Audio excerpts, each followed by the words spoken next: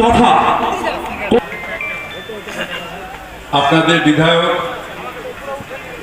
আশিস মার্জিত আছেন, আমার সাথে আসা অপূর্ব সরকার আছেন, আমাদের জেলা পরিষদের সদস্য আমার সাথে এসেছেন রাজীব হোসেন আছেন, সবাই নেতৃত্ব আছেন এবং যার জন্যে আজকে এখানে এসে আমরা সবাই জড়ো হয়েছি, আমাদের সকলের শ্রদ্ধেয় খলিলুর রহমান সাহেব এখানে আছেন।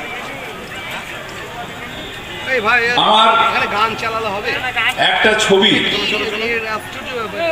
আমার মনকে ভেঙে দিয়েছে।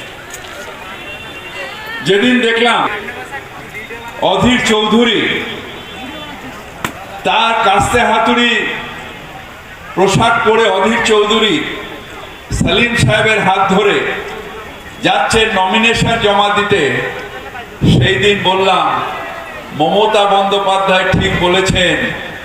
সেই সময়ও যখন আমরা আন্দোলন করেছি, 21শে জুলাইয়ের কথা বললো, যে সময় গুলি খেতে খেতে আমরা বেঁচে গেছি, আমরা কংগ্রেস কর্মী ছিলাম, সেই সময় মমতা বন্দ্যোপাধ্যায় বলতেন কংগ্রেসের নেতারা সিপিএম এর বি টিম। আর আজ প্রমাণ হলো যে বি টিম নয়, এ টিম। তারা একসাথে হাত ধরে কাস্তে হাতুড়ি পড়ে তারা যাচ্ছেন আজকে একসাথে। আমি বলি অধীর বাবু, যে 782 জন যাদের সিপিএম হত্যা করেছে, আপনি প্রেস কনফারেন্স করেছিলেন যখন কংগ্রেসের নেতা ছিলেন, সেই 782 জন কংগ্রেস কর্মীর বাড়িতে আজকে আর যাবার মুখ আপনার আছে?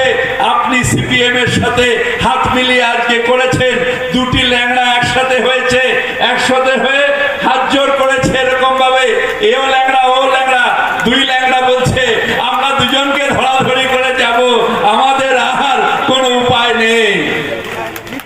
দুই ল্যাংড়া, এর একটা পা নেই ওর একটা পা নেই, একসাথে হয়েছে।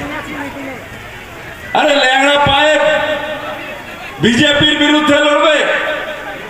হ্যাঁ, আমরা ইন্ডিয়ায় আছি, মমতা বন্দ্যোপাধ্যায় ইন্ডিয়া তৈরি করেছে, কিন্তু যেখানে সিপিএম এর সাথে হাত মেলায় কংগ্রেস, সেই কংগ্রেস এখানকার কংগ্রেসের সাথে নিশ্চিতভাবে আমরা থাকতে পারবো না।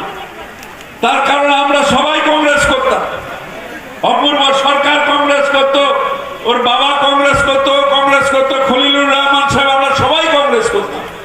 সেই সময় আমরা লড়াই করেছি, সেই সময় আমরা লড়াই করেছি কার বিরুদ্ধে? সেই সময় আমরা লড়াই করেছি সিপিএম এর বিরুদ্ধে। পাশের জেলা মালদায় আমাদের সত্যিও বরকত গনি খান চৌধুরী বারবার করে বলতেন এই সিপিএম কে বঙ্গোপসাগরে ফেলে দাও। সেই সময় বরকতদা বঙ্গোপসাগরে ফেলতে পারেনি। মমতা বন্দ্যোপাধ্যায় তিনি এই সিপিএম কে বঙ্গোপসাগরে ফেলে দিয়ে বরকতদার স্বপ্নকে সফল করেছেন। আজকে সেইখান থেকে বঙ্গোপসাগর থেকে বরকতদার কংগ্রেস, অধীর চৌধুরীর কংগ্রেস, তারা আবার তুলে নিয়ে এসে পাছে হাত মেলাচ্ছে। লজ্জা লাগে না অধীর বাবু? লজ্জা লাগে না? শুধু মুর্শিদাবাদের 782টা কংগ্রেস কর্মীকে যে সিপিএম খুন করলো, তার সাথে লজ্জা লাগে না? এখন